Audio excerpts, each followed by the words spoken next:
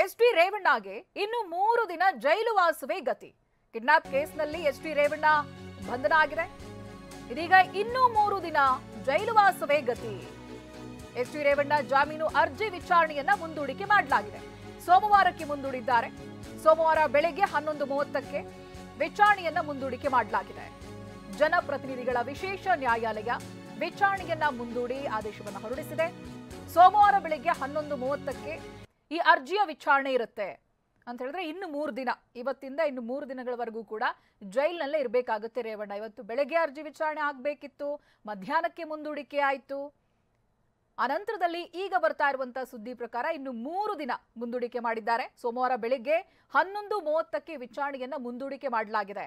ಜನಪ್ರತಿನಿಧಿಗಳ ವಿಶೇಷ ನ್ಯಾಯಾಲಯ ಆದೇಶವನ್ನ ಹೊರಡಿಸಿದೆ. 3 ದಿನಗಳ ನಂತರ ಈ ಅರ್ಜಿಯ ವಿಚಾರಣೆ ಆಗುತ್ತೆ. ಅಲ್ಲಿ ಗೊತ್ತಾಗುತ್ತೆ ರೇವಣ್ಣಗೆ ಜೈಲುವಾಸ ಮುಂದುವರಿಯುತ್ತೋ ಅಥವಾ ಬೇಲ್ ಸಿಗುತ್ತೋ ಅನ್ನುವಂಥ ಭವಿಷ್ಯ.